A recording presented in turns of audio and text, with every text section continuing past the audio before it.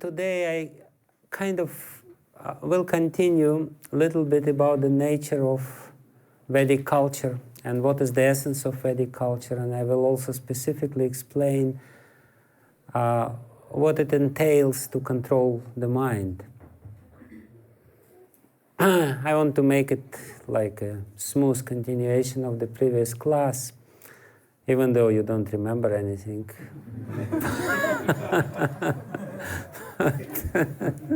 Still. Anyway, let's see what's going to happen. I will chant one beautiful verse from Bhagavad Gita, which is spoken by Arjuna. This is the 36th verse from the third chapter of Bhagavad Gita called Karma Yoga. Om Namo Bhagavate Vasudevaya.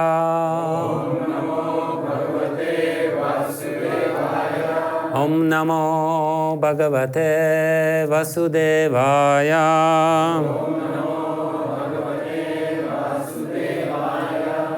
Om Namo Bhagavate Vasudevaya.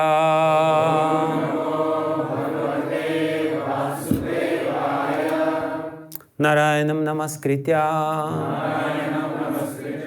Naram Chaiva Narottamam Devim Saraswati Vyasam Tato Jaya Mudiraye. Arjuna Vacha Athakena Prayuktoyam Athakena Prayuktayam Papam Charati Purushaham Papam Charati Purushaham Anichan Api Varshneya Anichan Api Varshneya Balati Vaniyojitaham Baladi Vaniyojitaham Arjuna Vacha Athakena Prayuktoyam Papam Charati Purushaha Anichan Api Varshneya Baladiva Niyojitaha. Arjuna Huvacha. Arjuna said, Atha, then, Kena, by what? Prayuktaha, impelled. I am one. Papam, since. Charati, does. Purushaha, a man. Anichan, without desiring. Api, although. Varshneya, or descendant of Vrishni. Balat, by force. Iva, as if. Niyojitaha, engaged. Arjuna said, O descendant of Vrishni, by what is one impelled to sinful acts, even unwillingly, as if engaged by force? Purport by His Divine Grace A.C. Bhaktivedanta Swami Prabhupada. A living entity, as part and parcel of the Supreme, is originally spiritual, pure, and free from all material contaminations. Therefore, by nature, he is not subject to the sins of the material world. But when he is in contact with the material nature, he acts in many sinful ways without hesitation, and sometimes even against his will. As such, Arjuna's question to Krishna is very sanguine. As to the perverted nature of the living entities. Although the living entity sometimes does not want to act in sin, he is still forced to act. Sinful actions are not, however, impelled by the supersoul within, but are due to another cause, as the Lord explains in the next verse, which is famous verse, Kama esha krodha esha rajaguna samudbhava. Namo Vishnu Padaya Krishna Prestaya Bhutale Srimate Bhakti Vedanta Swami Niti Namine Namaste Saraswati Deve Gauravani Pracharine Nirvishesha Shunyavadi Paschatya Deshatarine Vanchakalpa Tarubhyascha Kripa Sindhubhyeva cha Patitanam Pavanebhyo Vaishnavebhyo Namo Namaha. Jai Shri Krishna Chaitanya Prabhu Nityananda Shri Advaita Gadadhara Shri Vasadi Gaura Bhakta Vrinda. Hare Krishna Krishna Krishna Hare Hare, Hare Rama Rama Rama Hare Hare. Ajanulambit Bhujokanakavadatu Sankirtanai Kapitaro Kamalai Taksha Vishwambaro Dvijavaro Yugadharma Palu Vande Jagat Priyakaro Karunavataro Yantah Pravishya Mamavachi Mamam Prasuptam Sanjivayata Kila Shakti Daraksvadamna Anyam Shahasta Charana Shravanatva Gadim Pranannamo Bhagavate Purushaya Tumyam. If we try to compare Vedic culture with the modern culture, we will see one starking difference, which is very important to understand, because sometimes people, by looking on the Vedic culture from the perspective of modern culture, say it's backward, it's exploitation, women are not free, this and that, it's male chauvinist, and so many crazy ideas. And still, so many ideas are there. Like I know that people nowadays arguing, that there are some followers of Ravana who say that Ravana was a good guy and Ram was a bad guy because he killed Ravana. And as you know, there are these people from, untouchable background, and they say that Arjuna, he was very bad because he kind of banned Ekalavya, and this is all Brahmin-dominated society. All these strange ideas are there from the modern point of view, that this is exploitation, Brahmins-dominated society, this and that, but people don't understand the very essence of Vedic culture. The very essence of Vedic culture, which is called nowadays as Hinduism, is to make people happy in a different way. Because the concept of happiness is completely different in the Vedic culture and in the modern culture. Both cultures are more or less trying to make people happy. But the problem is that the conception of happiness, the very understanding of happiness, is so completely opposite that when we look from this enterprise, which is modern culture, to the Vedic culture, we only see that this is just, people are tortured. But no, people are not tortured. People are taught, they learned how to become happy in a different way. The modern culture is the culture of the senses and the object of the senses. And the very understanding of happiness is the external happiness. There is no other conception of happiness. You're only happy if everything around you is nice and your senses are okay. And that's some sort of happiness.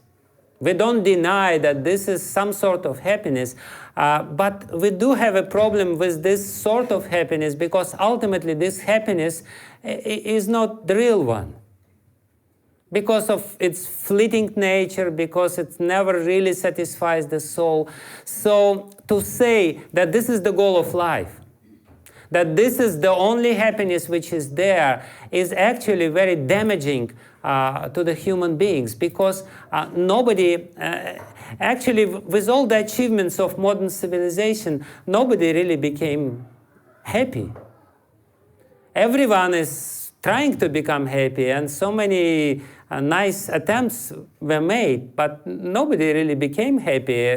And more or less everyone is becoming more and more miserable. Everyone is becoming more and more stressed.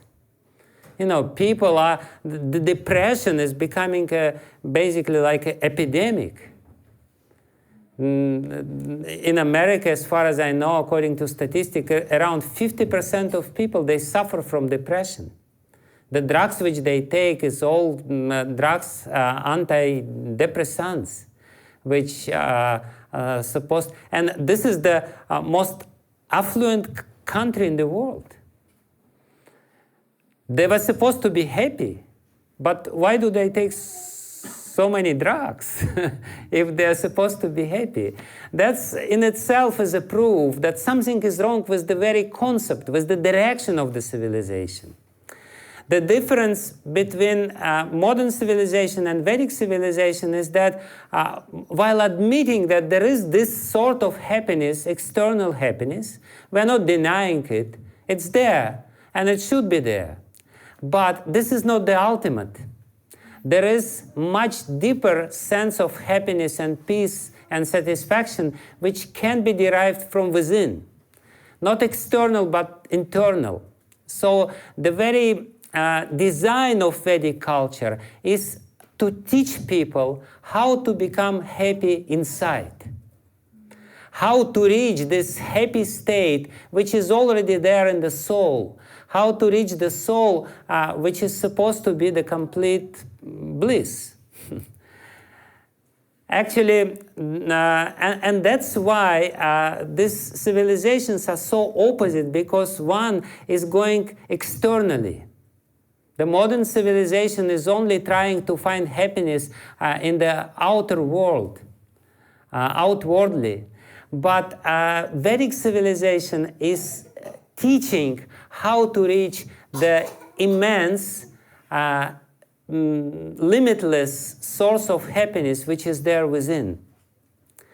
And all the institutes of Vedic civilization is about this. If we understand this principle and try to look at the Vedic civilization from this point of view, we will understand much more. That ultimately the Vedic civilization is teaching the secrets of eternal happiness and peace, how to reach, how to open this eternal happiness and peace which is within us. And why this very attempt is there, Krishna explains very clearly in Bhagavad Gita. And we can see also from this verse, there is a hint in this verse, and Prabhupada very beautifully explains that the problem of the human being. In the purport, Prabhupada said that by the very nature, the soul is pure. And being pure, it's happy. But because of the contact with material nature, the soul becomes impure, and this impurity actually is the cause of sufferings. Like if we take this room, in itself this room is very quiet and peaceful, isn't it? If there is a noise in this room, I'm making a lot of noise in this room. But that's something external. If I was not there, the room would be peaceful. So in the same way, the soul in itself is peaceful. And every one of us experiences this peace in a state of deep sleep. In fact, people who suffer from depression, their only remedy is deep sleep. Because in deep sleep, they are very happy and satisfied. As soon as they are awake, oh my goodness, they're depressed. So heavy burden is there in the mind and everything is bad, and they want to go back to sleep. Why? Because in the sleep, the soul does not identify neither with the gross body nor with the subtle body. And because the soul does not identify, the soul is very happy. In this state, there's no problem. It's fine. Because the problem are in the mind and in the body because of our identification with the mind and the body. So basically, the Vedic culture is teaching us how to be in touch with this eternal happiness and peace in wakeful state. How to become and be and remain happy even in the wakeful state without all these external disturbances. And as it is said in this particular verse, that all the problems are because of our contact, unnatural contact, and too much intimate contact with the material nature. To contact with material nature, it's not a big deal, but we are too closely contacting the material nature. And that's the problem. So basically, Arjuna is speaking about this. He says that, what is this force which is forcing me to do something even against my will? And the Vedic culture is about this problem. The Vedic culture understands that because of internal pushing, or some sort of internal or whatever, or some sort of pushing, some sort of force which is forcing us to contact in an unhealthy way with the material nature, because sin is nothing but unhealthy contact with the material nature. Because of this, we're suffering. Because sin basically means we will be suffering. Sin doesn't mean that we will be suffering sometime in the future. Sin means that we are suffering while we are creating sins. Sin is nothing but suffering already. And then in the future, of course, you will suffer. Don't worry about this. But you suffer when you commit sins, and then you will suffer again, even more. So basically, this is the problem. And the whole Vedic culture, the whole enterprise and design of Vedic culture is to teach people how to refrain from this force. How to remain free from this pushing and ultimately achieve the eternal happiness and peace which is already there in the soul, and which will be much more intense when the soul is in a close and intimate connection with God. As I said, the intimate connection with the material nature is the source of immense sufferings. In the similar way, the intimate connection of the soul with its source, the Supreme Spirit, the Supreme Absolute Truth, is the source of extreme happiness. Because we are separated from the Lord by our infatuation of material nature, we are unhappy and we are suffering. But it's not enough just to say this. What we have to understand, how to refrain it and how to contact with the material nature while remaining in this world in a healthy way. Vedic culture is not about going to Himalayas and, sitting in the caves. No, majority, the mainstream of Vedic culture is how to live in this world, remain happy in this world, be completely fulfilled and satisfied in this world, and at the same time not be entangled by all these sufferings, immense sufferings in this material world by trying to become happy. And the modern civilization, Western civilization, is completely opposite in this regard. It's neither give us some sort of advancement towards the spiritual source of our being, neither give us ultimately any material satisfaction, because we cannot be satisfied. Anyway, so let's talk a little bit about this, this enterprise of Vedic culture, how Vedic culture achieves this. What we really have to know, the wise people who designed Vedic culture, and the foundation of Vedic culture is laid by the sages. There is no other culture which is founded by the sages. The great sages, the great rishis of the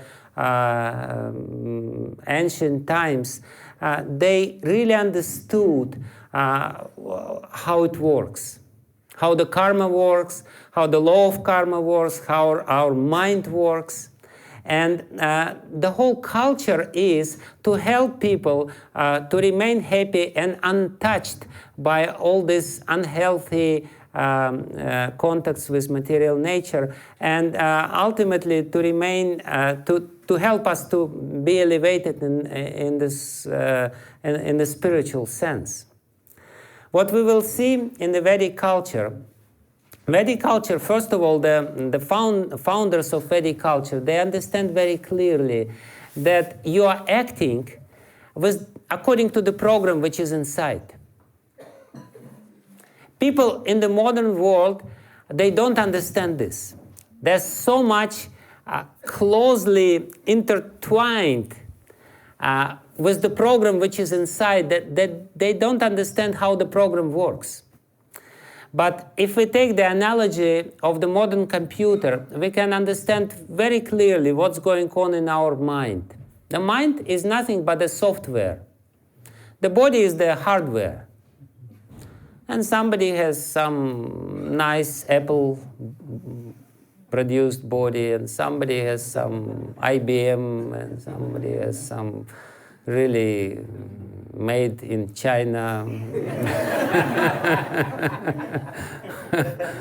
hardware. But, hardware is only part of the only part of the computer. The most important part of the computer is the software, right? And the computer, you may have a very good computer, but if the software which you put in is a garbage, it will not really work in a very efficient way. So there is this famous IT or computer technology principle. It's called GIGO, garbage in, garbage out. If the input which you put in the computer is garbage, then the output will be what? Garbage. I mean, this is the principle which the Vedic sages understood very well. If you put some garbage inside, the output will also be garbage. If we consider that our mind is nothing but a computer, and we're always being programmed by the external world, what is happening when we are contacting with the external world, we are programming ourselves. And because of so many unhealthy contacts with the external worlds, the program which we get inside is also unhealthy. And if garbage goes in, then what comes out? Garbage. garbage. It's very difficult and I would say even irrational to expect that if garbage goes in, that something nice will go out. In Christianity, they have a very strange kind of understanding. It's there in the New Testament. I think it's Paul, the Saint Paul. He says that it's not important what you eat. It's not important what goes in. What is important, what is goes out. But my question is, yes, I agree. It's important what goes out, but how it is not dependent on what is going in. So this is a very important principle. We have to very clearly understand that we are being programmed all the time. And, we sometimes feel, and this is exactly what Arjuna is saying here. He says that sometimes I feel that I'm programmed. I may even understand that I don't want to act in a certain way, but still I am forced to act in a certain way.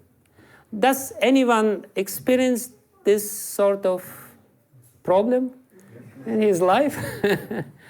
And that means programming. So how to deal with this problem? In order to understand how to deal with this problem, we really have to understand how this programming works. Before we understand how we program ourselves, we will not be able to change the program. And basically, the whole Vedic culture is about how to change the program, how to make the program nice, how to change the software so that the output would also be nice. If the input is bad, the output will inevitably be bad. But the Vedic culture is teaching in a very subtle way how to make the input nice. First of all, the first principle, which is very much prominent in Vedic culture, is that the most important age where the programming is taking place is what? Childhood. This is first thing which we have to understand. And therefore, the most of the samskaras, and samskaras is the foundational principle of Vedic culture. What is samskara? Samskara means basically something which is perfected. Samskara is kara from the verb kri, to do.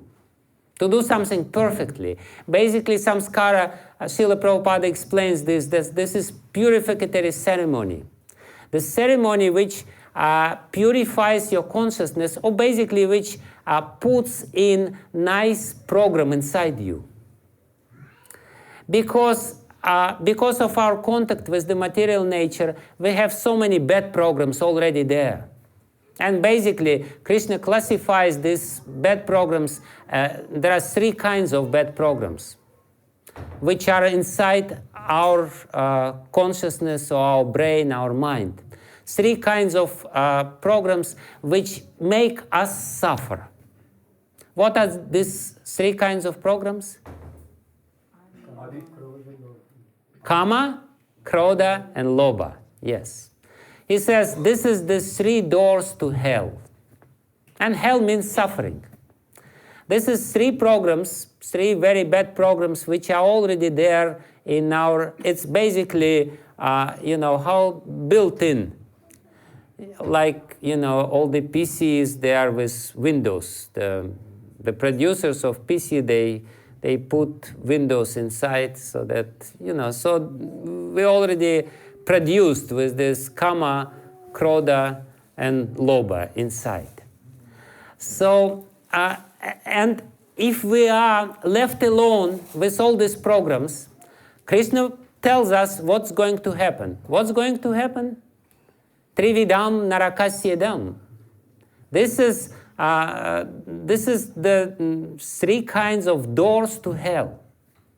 If we indulge in kama, in lust, if we indulge in anger, and if we indulge in lobha, in greed, we will suffer.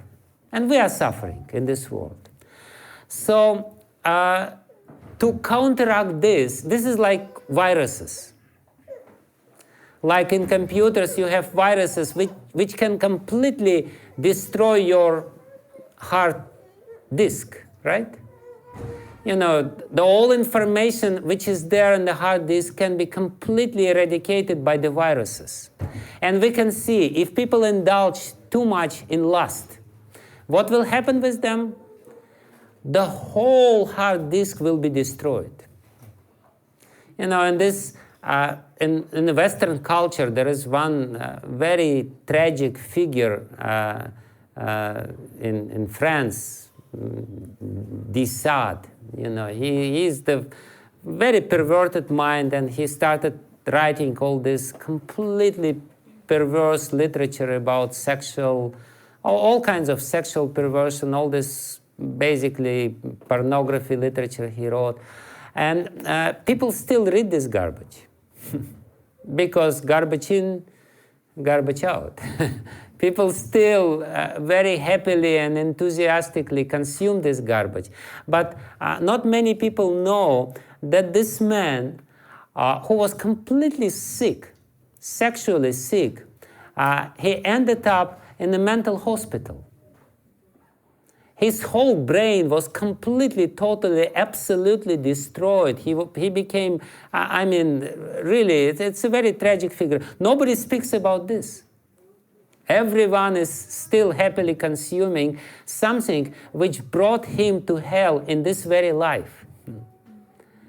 And the Vedic culture is about anti-virus programs. Like Amritanand told me that he is marketing anti-virus programs here. And we all know there is this Kaspersky antivirus, and so Vedic culture, you better buy this antivirus program and be safe. Vedic culture is about this. They know that there are these three kinds of viruses which is inside. Very dangerous programs. May I ask you, does anyone have some lust?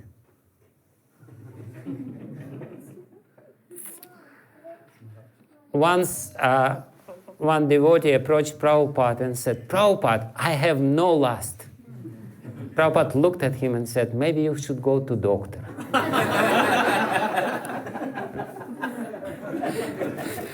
Because if you have body and if you have mind, you will have lust. So basically, we all have lust. And if we have lust, we will have what? Anger and greed. Because anger and greed is nothing but the nice children of lust. If your lust is not satisfied, then you will become angry. And please tell me, does anger has the capacity, again, to destroy our mind? Completely. It produces certain sorts of chemicals, and when you're angry, you can do horrible things. You can kill even closest friends or even parents, even children. It happens. People become completely, totally oblivious. Krishna says this in Bhagavad Gita itself. He says, Sangat sanjayate kamah kamat krodhat bijayate. Krodhat bhavati sammoha. When you become, because of this sangha, karma develops. When the karma is not fulfilled, the anger develops. When the anger is not fulfilled, when the anger becomes really overtakes you, then sammohat, smriti vibramat. You become completely oblivious. You don't understand who you are anymore. You do horrible things because you are totally forgetful of who you are. And, this is when your karma or lust is not satisfied. But when your karma or lust is satisfied, then you develop what? Greed. No win. If your karma is not satisfied, you become angry and you become completely crazy. If your karma is satisfied, you become greedy and become completely crazy too. So, therefore, and everything else is just a byproduct of the same problem, lust. And the lust is the program which is inside us. And that's a big problem. It's a big problem. We have to really understand, very clearly understand, that it's a big problem, and it creates immense sufferings. It brings us to hell in this very life, destroying our intelligence, destroying our memory, destroying our nice consciousness. So, and because the sages, which were founders of Hinduism, knew this, from the very beginning, they built in the Vedic culture certain elements which would counteract all these viruses. All these antiviral programs, they already built in the Vedic culture. And as I said, they're called samskaras. Why the lust is there? The lust is there. Why it is so strong? It is so strong because of these sexual samskaras which we carry out, which we carry in for many, many generations. We have this very, very strong drive for sexual enjoyment. And it's there, the samskara is there. So the sages, they designed the Vedic culture in such a way that people would get other samskaras which would modify and pacify these dangerous samskaras and make it manageable. And I will explain how, what to do with this. I think it will be quite useful for us. It's not just a pep talk. It's something very practical. First of all, as I said from the very beginning, that the most important age where most of the samskaras should be done is the childhood. In fact, it is said, according to the modern psychology also, that most of the programming which is taking place in the human mind is taking place before the age of 7 or 8. Actually, the Vedic sages say that the event which takes place in our body, which is crucial, when our teeth, initial teeth, they fall out and the permanent teeth grow. It basically means when the permanent teeth grew, it basically means that's it, you already finished. I mean, finished finished in a sense that everything is done. You know, you already have permanent teeth. It's a moment in your development when certain things are already grown up and it's already formed. More or less, your mind is formed. It's very difficult to change anything afterwards, and we all, as devotees, know this because we're trying to change, but sometimes not very successfully. So why? Again, because when we are grown up, it's difficult.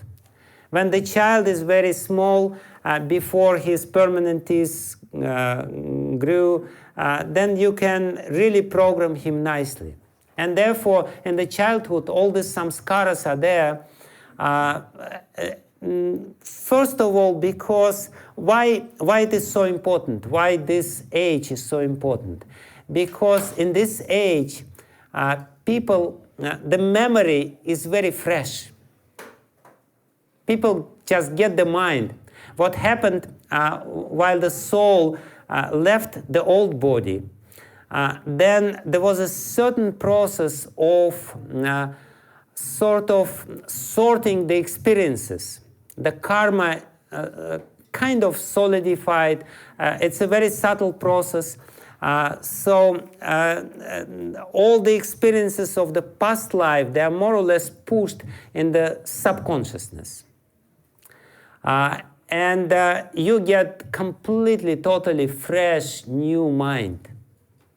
You know, it's as if you got a new computer with a big, nice hard drive. You had an old computer, and there is a lot of garbage there, and there is a lot of, you know, we all know what is there on our hard drive, you know. So you just kind of pushed it aside, and there is a lot of nice space. And you start filling it up with the new impressions. And because it's so fresh and so nice, the new memory which is there, then everything, and on the top of it, you don't have the guard. Why the impressions are not so strong in our adulthood, in our adult age? Because we have very strong guard against these impressions. This guard is called false ego. And ego filters all the impressions and kind of modifies it according to our liking or disliking, this and that. But the little child doesn't have ego and has this nice, fresh memory. And any impression which you give to him leave very deep, deep samskara inside. You know, and therefore all our childhood memories are so strong and so bright. You know, if the child, sometimes we don't even remember this, but still the memory is there. This is what people who do psychoanalysis, they try to discover certain impressions which are there, which still affect you. You may not remember it. You had some suffering while you were a small child. Or you know, in psychoanalysis, they actually analyze this programming very nicely. When little child is there, and the mother, you know, and he's trying, you know, this is a funny example, but it's example from psychology books, so I'm not making it up. Please forgive me because it's a little strange, but still. You know, a little child is trying to pass stool. And he's sitting there. And the mother, she became impatient and she says something, "You can't do this." You know, and it becomes a program in his mind. And this for mother, it's nothing. She just said it in passing. She didn't make any big deal out of it. For the child, it's everything. It's the program. You know, he gets the program inside the mind, I cannot do this. And it can create such an immense and such difficult psychological problems in the future because the program is there, very deeply ingrained in his psyche. Therefore, it's so important to say certain things to the child, you know. It's so important not to yell at him, not to scare him, and just to pamper him. In the Vedic culture, it's very prominent. You really have to, you know, to not to scare the little children because this may spoil his whole life. Because you're programming him in a very important way. So what I want to say is that in Vedic culture, this understanding of the fragile mind of a little baby was very prominent, and therefore all the samskaras were designed in such a way that to give the nice impressions in this fresh memory.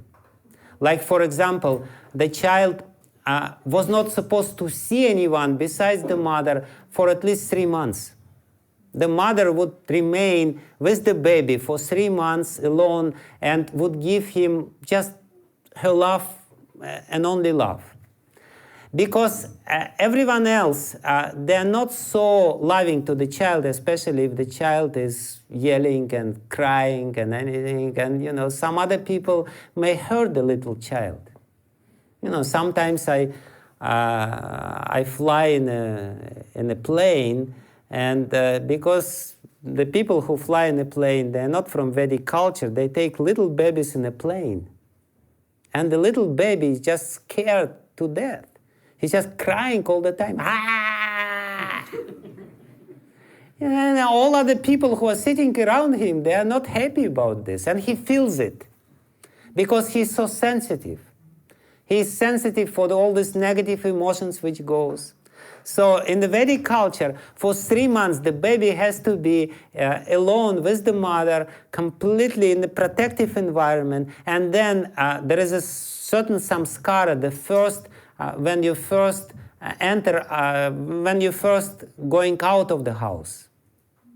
And you're supposed to take the child where? To the temple. Because this is the best environment, because you feel, this is the first impression of the material world, of the world which the baby has to have. And when he gets this impression that this is, the protective environment of the temple, nice vibrations, nice smells, nice sounds, everything purifying, this will give him very strong programming, which will protect him from all these bad programs which are there. Basically, what I want to say is that Vedic culture is designed in such a way to protect our mind from the bad influences. From the very childhood, it's giving us the protection. And we, as adults, may not even understand. Some of you from this Indian background, where the Vedic culture is still to a certain extent exists. So it's a very lucky birth, because you're protected. You don't even know how you're protected, but you're protected. Because this is the nature of the culture. The culture is protecting you from these bad influences. And the most protective element of Vedic culture is what? Which gives the most important samskara in our mind. Sadhusanga. This is, if we see the whole design of Vedic culture, we will see that in the Vedic culture, it's designed in such a way that you will have to associate with sadhus, one way or another. For example, the famous Kumbh Mela. Why Kumbh Mela is there? This whole festival, yeah, of course, there is a story. You go there, and there is a drop, and Amrit is there, and you have to really go there in a certain day, in a certain time, and then you get Amrit. But this is all just pretext. It's all just pretext for you to go there, to this crowded place, to meet with whom? With sadhus. Sadhus are coming from Himalayas, once every 12 years they go there, and you go there. And when you go there, you meet with the sadhus, and you don't understand the impression which is there in your mind. Because, as I said, for the children, it's clear. Very strong impression is there. And therefore, children has to be specially protected from all these bad influences. But for adults, even though because we are adults, we're a little dull. And being little dull as adults, we are not so impressible, which is good in one sense. In this sense, we are protected from the bad impressions and bad influences from the outside to a certain extent. But still, the influences are coming. But the point is that even the adult, if he meets with a sadhu, with a real sadhu, gets a very strong samskara in his mind. Because sadhus, they have a special influence because of their sadhana, because of their spiritual elevated status and everything else. When we come in contact with them, some very strong samskaras are left in us. Like today, I heard a story from one devotee. He's just beginning his career in Krishna consciousness. Just 4 months back, he became a devotee. But then he says, I remember very much once one devotee came to our house. And he was giving us some prasadam and books, and my mother didn't like him, but I loved him. And that was many years back, maybe 10 or 12 years back.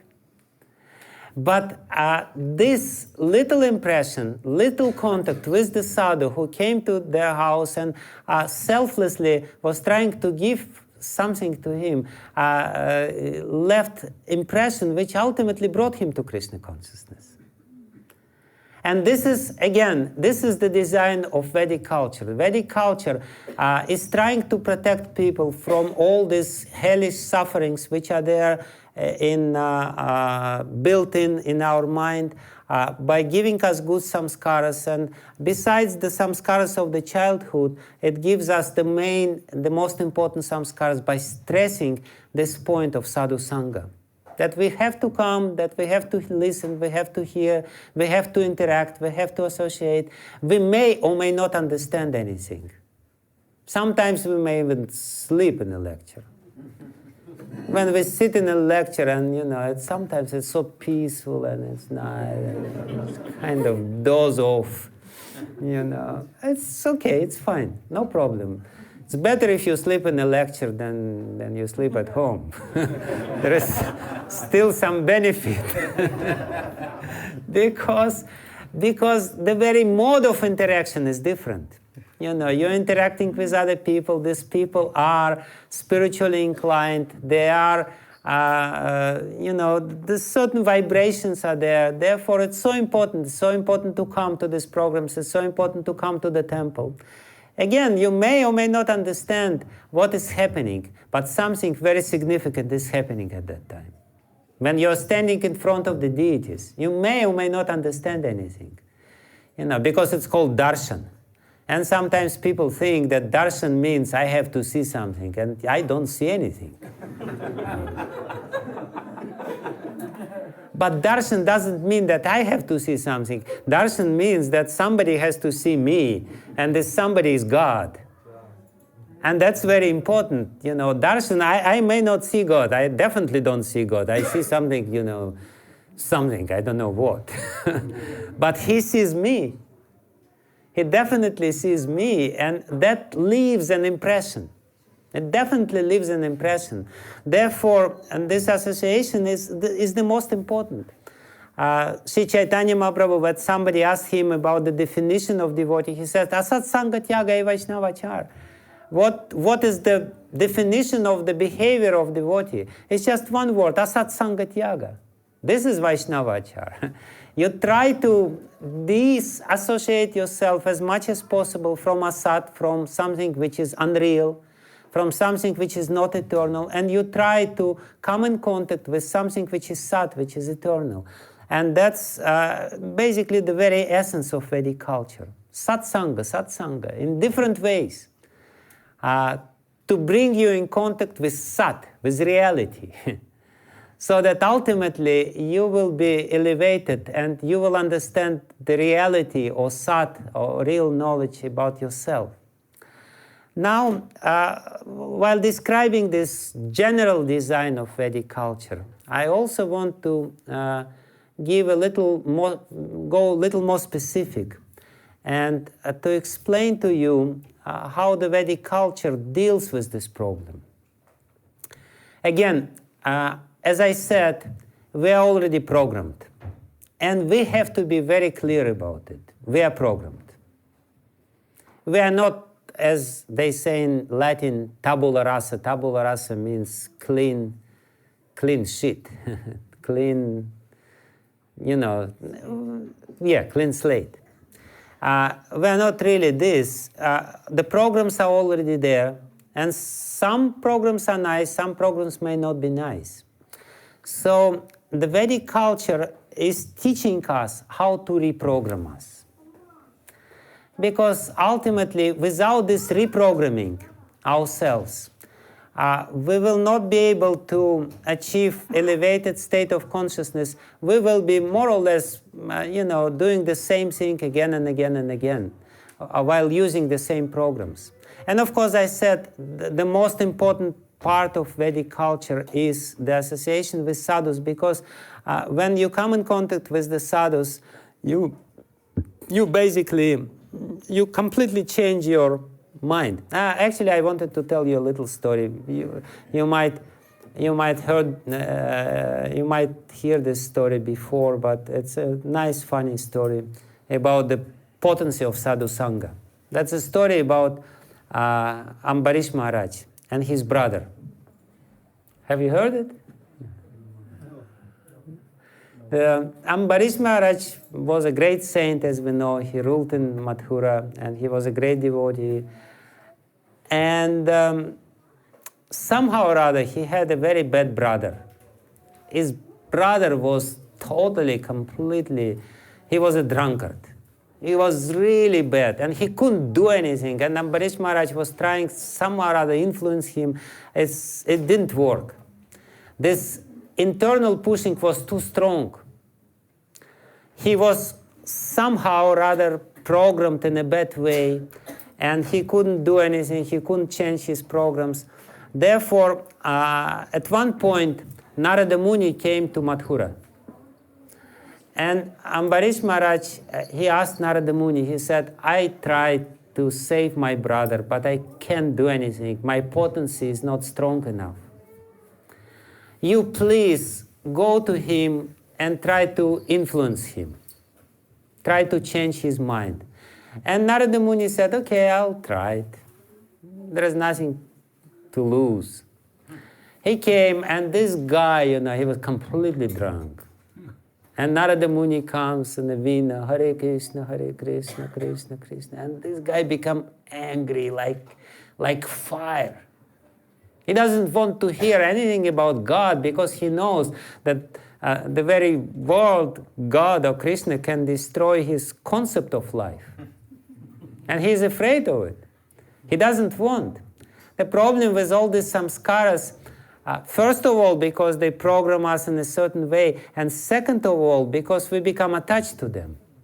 And we don't want to lose them. We don't want to give them up. We don't want to give all these false conceptions. It's very paradoxical. It's very funny if we consider it.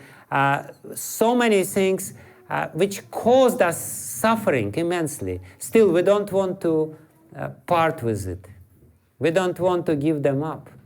I know it again and again and again. You speak with somebody, sometimes I speak with a disciple, and you know he's wrong, you know that he's suffering immensely. You tell him, he says, no, this is me. I will never change this. And this is the most, this is the part of him which causes the most suffering to him. He doesn't want to give it up. Never. He's very attached to it. Very determined. So this guy was very determined. He was just drunk like anything, and he started running with the bottle of wine behind Narada Muni. And Narada Muni started running from him, and he was chasing him with the bottle of wine. He wanted just to smash this bottle of wine upon his head. And Narada Muni became really frightened. He was, he almost forget Hare Krishna, Hare Krishna. He was running for his life. And ultimately, but because he promised to Ambarish Maharaj that he should do something, he was doing favor. Ultimately, he ran away. But, luckily, this guy was so drunk, he couldn't really run too fast. He was really staggering, and, he couldn't really run properly. So ultimately, he realized that he will not be able to catch Narada Muni. So Narada Muni was far enough from him. And he said, okay, I'll give you up, no problem, but I just have one little request. One little request. When you will be in front of Yamaraj, just ask him one question. What is the influence and the glory and the importance of sadhu sangha? Please remember this. Anything else you may forget. And he somehow or other, because Narada Muni asked him with such a humility, with such a profound compassion, somehow or other it left very deep impression upon his heart. And he remembered it. And sometimes passed, and sure enough, he was produced before Yamaraj in hell. And Chitragupta, Yamaraja's secretary, brought his file. And the file was very big. And Chitragupta started reading this file. Somebody actually, I had a friend of mine who was, before he became a devotee, was a drunkard. And he was in front of Yamaraj. I mean, that's what he says. He says, I was basically dead. He drank too much. I was dead. And he said, and I very clearly heard that somebody was reading everything which I have done. And he was reading it with such a horrible voice. Just by listening his voice itself, I became frightened. He was doing, he was pronouncing everything, and I was so horrified because he knew everything which I did. I forgot everything about this, but he remembered about this. So he really, that's why he became devotee, because somehow he was so frightened and terrified. Anyway, so what happened? This guy, this Ambarish Maharaj's brother, he was there in front, and everything was read, and ultimately Yamaraj said, so, maybe you have some questions. And at that point, he remembered Narada Muni said, I should ask him question. He said, please tell me the glory of sadhu sangha. And Yamaraj became puzzled. He said, there is not many sadhus here. I can't explain the glory of sadhu sangha because usually sadhus are not brought here. So, if you want to know the glory of sadhu sangha, let's go to Brahma together. Brahma definitely explained us glory of sadhu sangha. And they came to Brahma together with him, and they asked Brahma, please explain us glory of sadhu sangha. And Brahma said, I am very busy with all this creation. And, the real sadhus, they don't like to come to my planet because they say we will have to rot here for so long. They usually go directly to Krishna. So I can't really explain because it's such an important subject matter. And I can't explain this. Let's go to Shiva. Shiva will definitely explain to us the glory of sadhu sangha. And they went to Shiva. And when Shiva heard this, he started crying. And he said, look, who is following me? All these Bhutas and Pretas and Guhyakas. And you're asking me about the glory of sadhu sangha. What do you understand about the sadhu sangha? The only one who can really understand and explain us the glory of sadhu sangha is Lord Vishnu. Let's go to Lord Vishnu. And they all went to Vaikuntha with this guy, and they asked, can you explain to us this sinful person? He asked the glory of sadhu sangha, can you explain to us? He said, yes, of course. Glory of sadhu sangha is such that very moment, split moment of association with Sangha can protect you from all kinds of sins. And this guy, he's totally protected because he's in Vaikuntha. There is no sins for him anymore. So basically, this is the Vedic culture. The Vedic culture is teaching us how to break the vicious circle of our karma. And there is no other way. There is no other way. We can only break the vicious circle of our karma. Otherwise, we will be doing the same thing which we are used to do. But still, having said this, the most important element of Vedic culture is sadhu sangha, I still want to say something about the way how the Vedic culture, besides sadhu sangha, or through sadhu sangha, teaches us to reprogram us. As I said, that the main point of Vedic culture is to program us in a nice way. We have been programmed in a bad way by our karma, by our previous deeds. We have been programmed by our childhood experiences in a bad way. Actually, Parashara Muni says that it's not only stars which determine our life. Sometimes people go to astrologer, they ask, please look at my karma. But Parashara Muni says there are 3 factors which determine our life. Not only stars, not only our previous karma. Stars is our previous karma. But besides that, Parashara Muni says the childhood experiences, the early age experiences, that has immense importance, immense influence upon our karma. And of course, we can't do much about it. The childhood experience, whatever we had, that's it, this is closed. And then Parashara Muni says, and with our previous actions, we can't do anything again. This is also fixed and closed.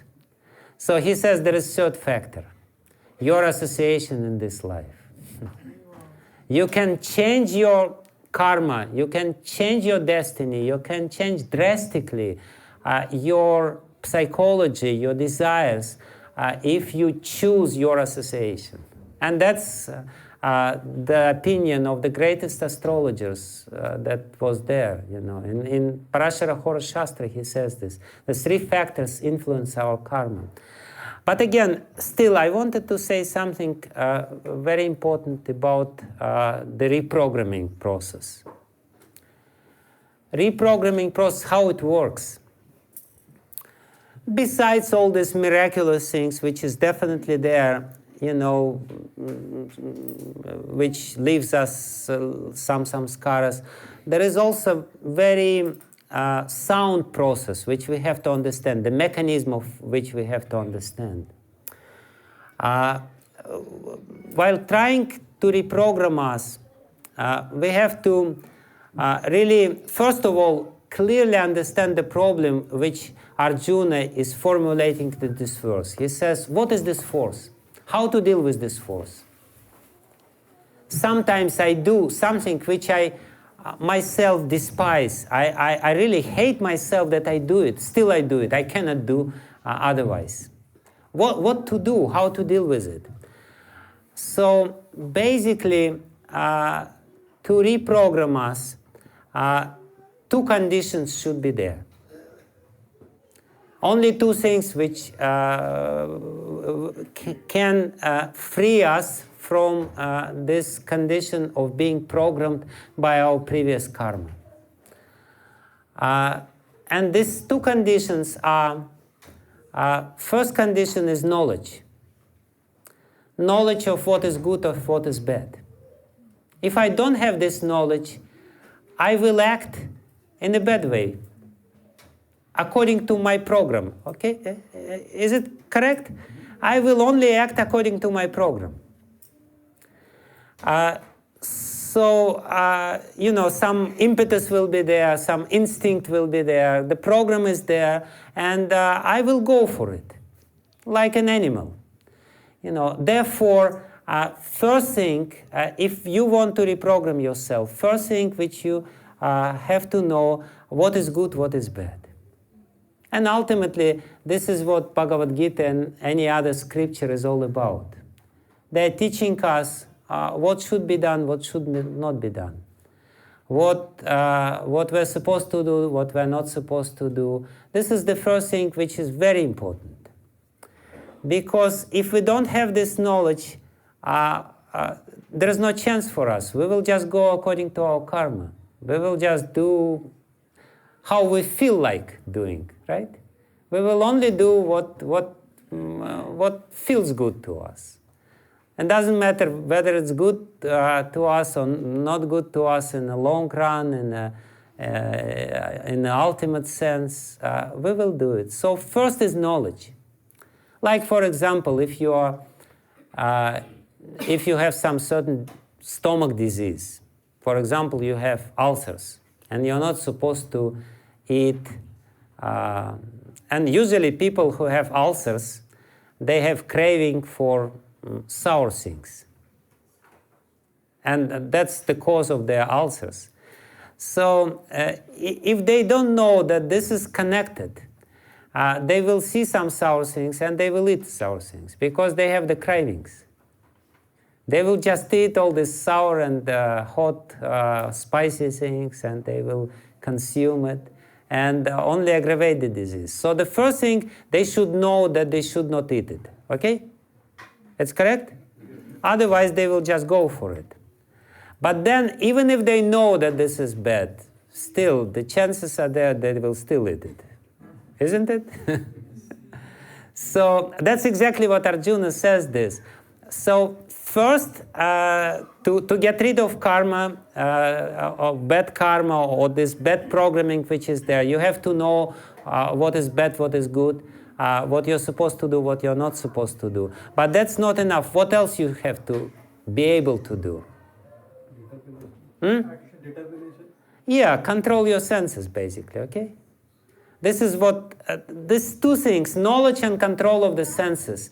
If these two things are there, you will be able to get rid of your karma. You will not be the slave. And this is exactly what the human beings are supposed to do. Acquire knowledge, because only human beings have this privilege to acquire knowledge. This is the first thing. The second thing which human beings are supposed to do, they're supposed to learn how to control the senses. Now, the tricky thing is how to do it.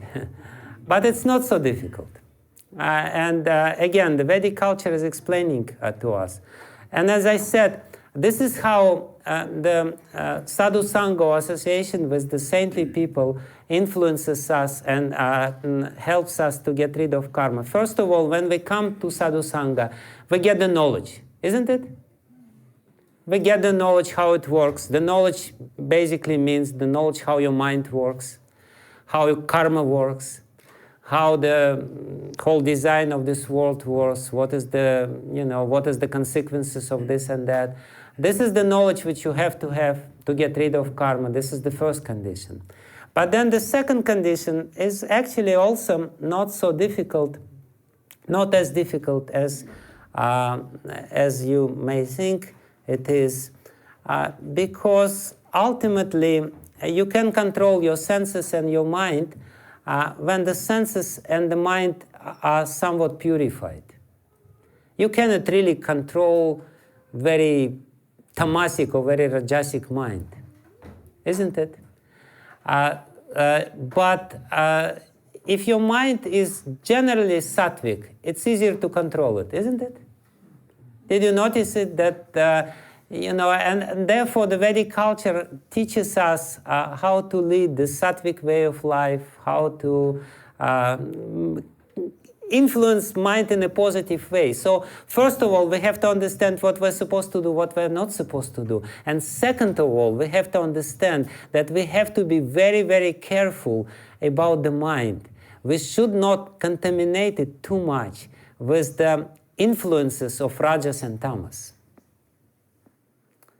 And that's the greatness of Vedic culture. The Vedic culture very consistently, in a very systematic way, teaches us how to bring our mind in a mode of sattva so that it would be controllable.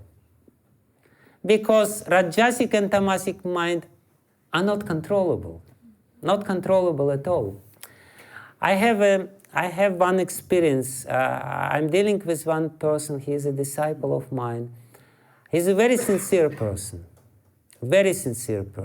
But from a certain background, and his mind is very strong and angry. You know, even if you look at his chart, you can see that there is this person, he brought from the previous life very strong anger. Very strong anger. And, when he's angry, oh my goodness, phew, phew. It's very difficult. So, and I'm kind of observing what is going on, how it's happening, what are the processes are coming. And, sometimes you deal with him and it's just impossible. He can't control himself. You understand it very clearly. He just can't control because he's in this condition. But then, the way to deal with this is just to remain completely in a sattvic mood. If you remain in a sattvic mood, all his anger somehow or other disappears. And then he says, oh no, now I can control myself. Because his mind is in a sattvic mood. And this is the characteristic of sattvic minds. Sattvic minds are easily controlled. You can say, no, you shouldn't do this, you shouldn't do this. So that's basically what it is. The Vedic culture is teaching us these two things. Gives us knowledge and teaches us how to lead a sattvic life so that we will ultimately be in control of ourselves, in control of our senses, in control of our mind. And one important thing, very important thing, which I want to say, and that probably will be the last one, the last thing which I want to say is that in order to do this, in order to control the mind, it's not enough to have sattvic mind. Even sattvic mind can make so much problems to us. And even sattvic mind is very attached to the sense of happiness, attached to some certain nice situations and everything. It's not enough.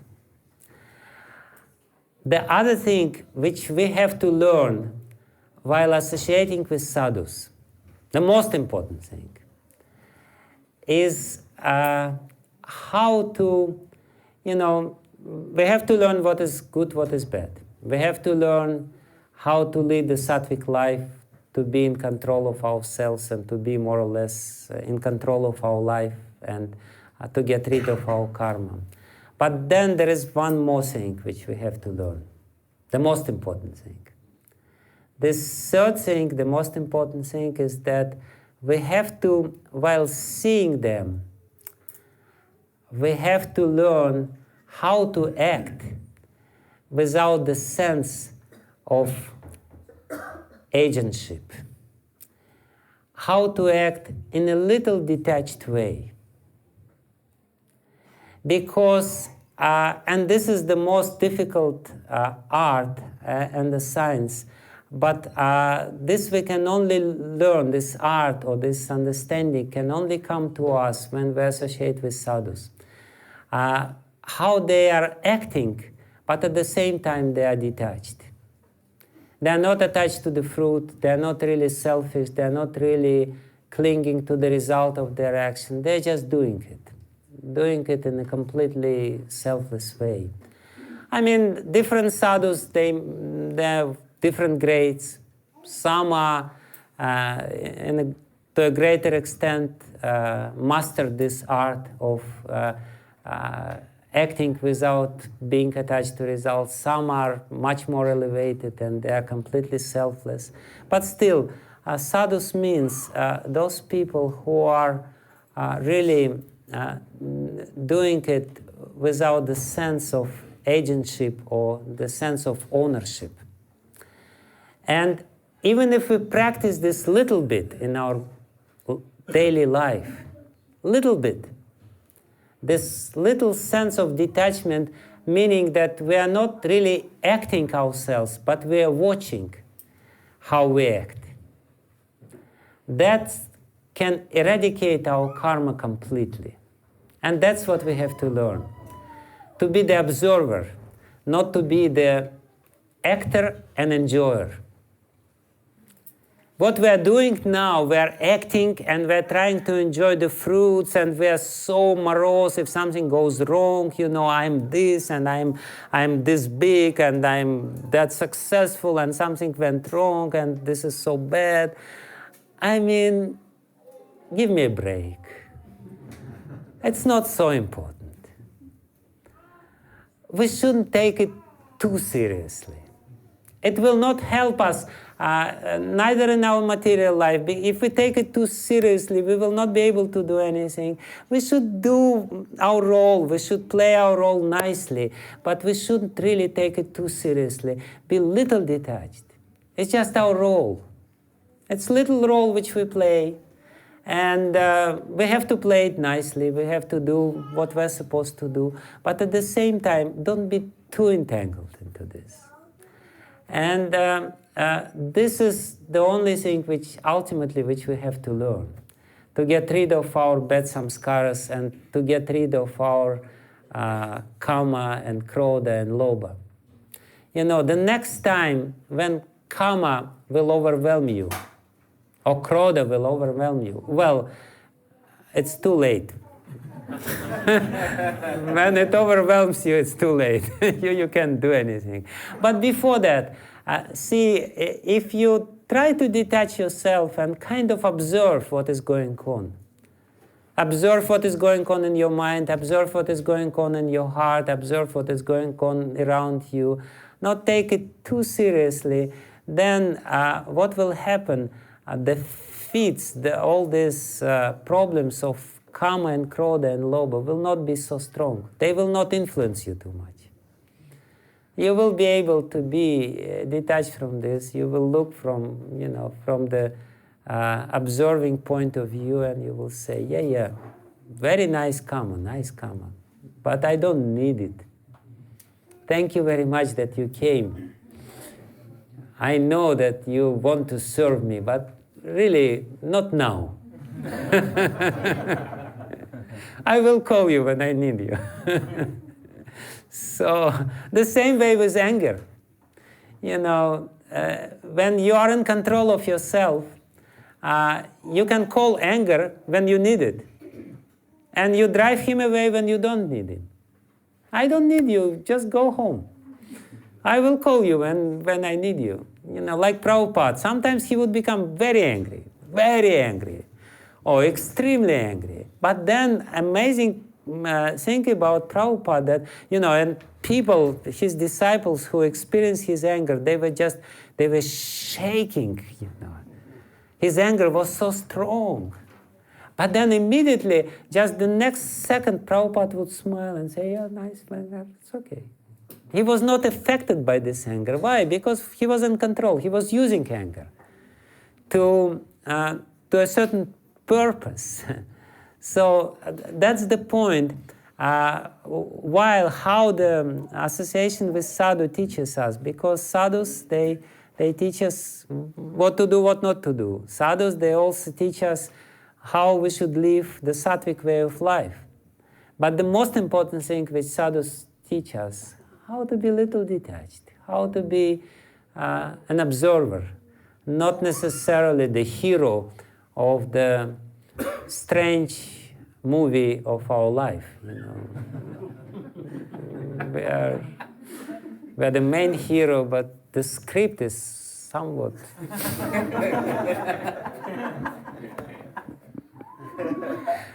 It's okay. So we wrote the scripts ourselves, and we're trying to do this, and we try to enjoy in a certain way. You know, it's fine, you know, but don't take it too seriously. It's just a movie. We're rehearsing here, and we want ultimately to come to a nice movie. This movie is going on in Vaikuntha, in Goloka Vrindavan. It's a nice movie, really nice movie. You will love it. But to get the privilege of watching this movie and playing this movie, we really have to rehearse here. And for that, the first condition is don't take this movie too seriously and try to see what's going on in the spiritual world while reading Srimad Bhagavatam and other Vedic literatures. And in this way, you will understand what the life is all about. Anyway, thank you very much.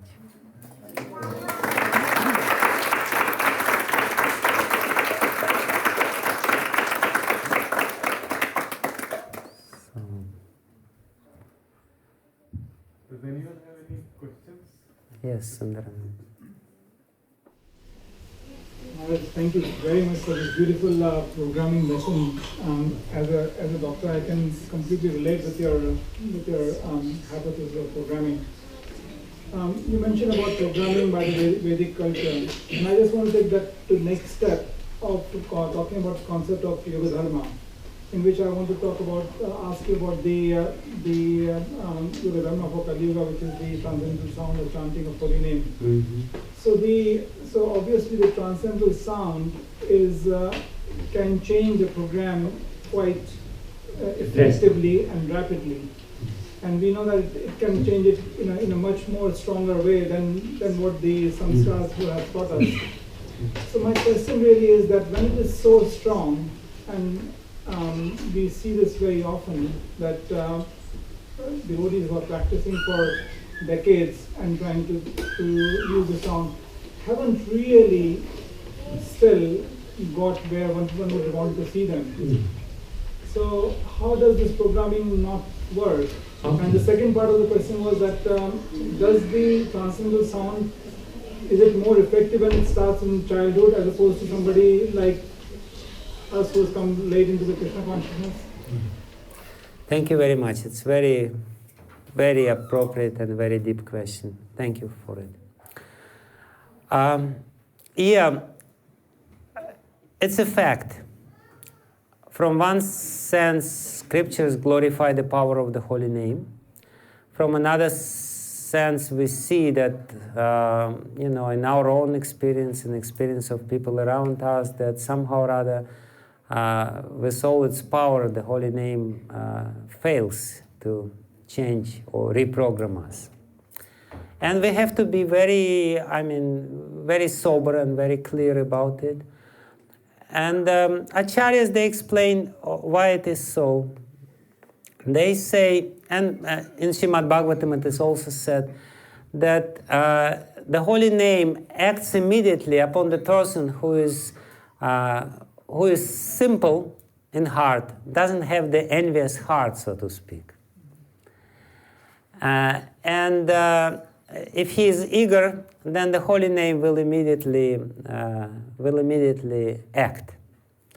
It's like this, you have a big, pile of hay, and it's completely dry, and you just throw one match there, and pew, it's on flame. But you take the same match and you put it in a green grass, and nothing happens. And you take one match, another match, 30 years you're trying to burn the green grass, and nothing happens because it's green. It just doesn't have the same effect. Match is match.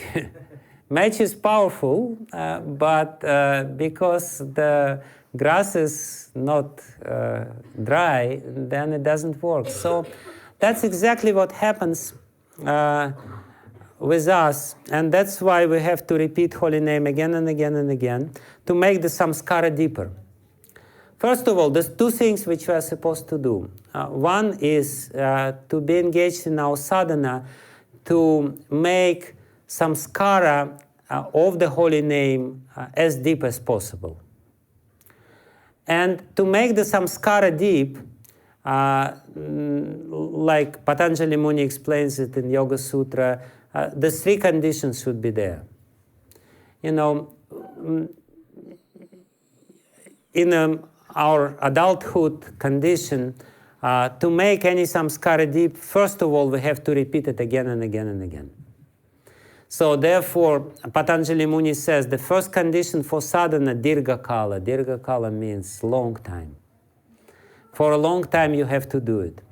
Second condition is that we are doing this, we are trying to bring or to create spiritual samskaras, but at the same time we are interacting in this world, so it basically means that material samskaras overshadow our spiritual experience, and sometimes they are more strong in a sense, because we are more attached to them. And so therefore the second condition, very important, no interruption. Because when we interrupt, even for one day, you know, the material samskaras start to overshadow spiritual samskaras, spiritual experience, and ultimately they can completely they cannot destroy it, but at least they can cover it over. And we forget about this experience. So every day, and that's the rule for every practice. Practice should be for a long time, without interruption, every day. And the third condition is you have to do it with awe and reverence, with certain attitude. You have to be as conscious as possible, because if you do it mechanically, the samskara will be there, but it will not be deep.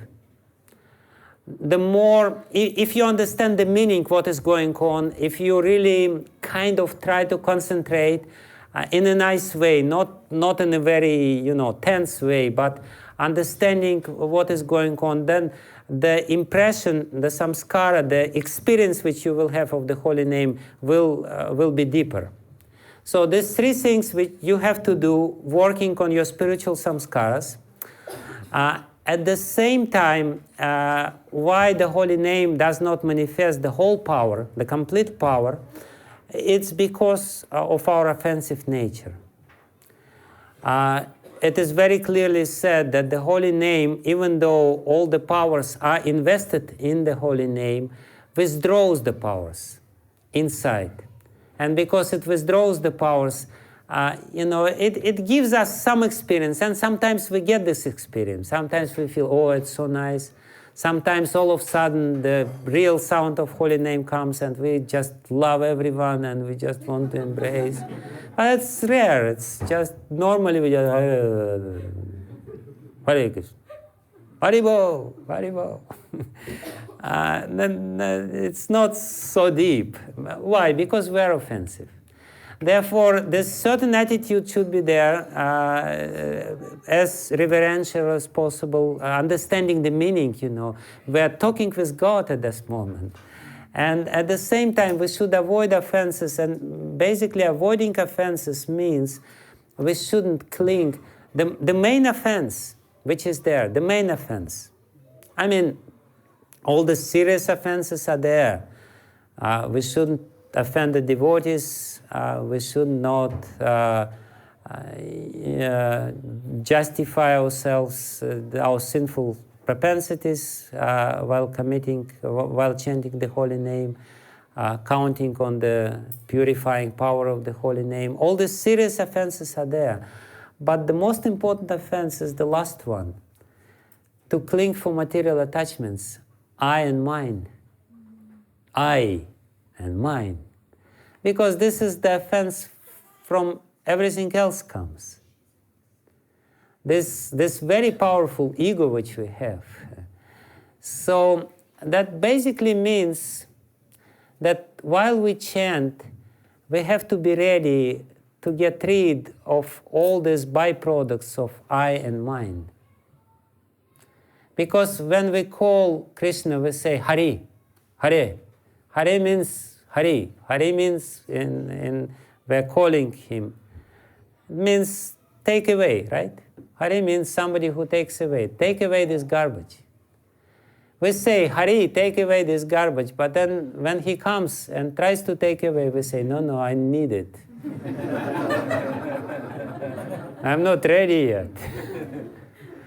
And that's the 10th offense of the holy name. To be attached to the concepts of I and mine, even though we have heard so many instructions in this. Because when the real test comes, we say, no, don't touch me. I know what I'm doing. I'm okay. You go to him. You better work on him. He's wrong, I'm right. You're not right. You're rotting here. You are rotten inside. You have all these problems. So that's a very troublesome offense. We're clinging to our problems. We don't want to get rid of them, really. So that's the point. And that's why we need, again, association with sadhus, so that we will just at one point say, okay, Krishna, I understand, just do whatever you like with me. And, let's see what's going to happen. I don't have any other option to offer to you. So that's why people chant for a long time, even sometimes without interaction, but because they are really attached to certain things. Krishna doesn't interfere with their free will. He says, yeah, he will arrange certain things, certain events in their life, certain situations in their life when they can understand that this is wrong. But still, I have seen so many people. Krishna teaches them again and again and again. And even everyone around them already understands what Krishna wants to teach them. Everyone except for them. They don't understand. Because if we analyze our life, we can see that the same pattern is there in our life. Some repeated situation is there. Why? Because we didn't learn the lesson. Why we didn't learn the lesson? Because we're not detached. We're still too attached to all our concepts and understandings, and we're still the same. And that's why the changes apparently doesn't happen, but they are happening. There is no doubt about it. The changes is taking place, especially if we are in Sangha of devotees.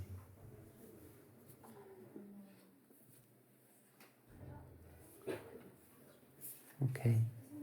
There is no other questions? If there is no other questions, then yes, Prayati. Can I mention something that Mother Kalandana said to me? A strange thing was, she chants quite often in the middle of the night, but she's not alone. She goes to where the devotees making sweets, and she'll advise them, but all the time she may not even be speaking to them, but she'll chant. And she said to me, I'm there and I'm hearing this devotee go with a spade making the sweets in the mill as it was thickening. And she says, when chanting becomes so much stronger. And she says, I'm in the association of a devotee and I'm chanting Hare Krishna. And this is so powerful. And it gave me some sort of understanding. So it's chanting in association. And she said that Prabhupada says chanting in association is so much more powerful. Yeah, because it's not the chanting, you're right. The devotional practices of hearing, chanting, and remembering become much more stronger in the association of devotees. So therefore, the association is the most important thing. We have to do it together with devotees, and that means sadhu sangha, and we have to at the same time avoid asat sangha, too close, too intimate association with something which is detrimental to our spiritual progress. Anyway, thank you very much.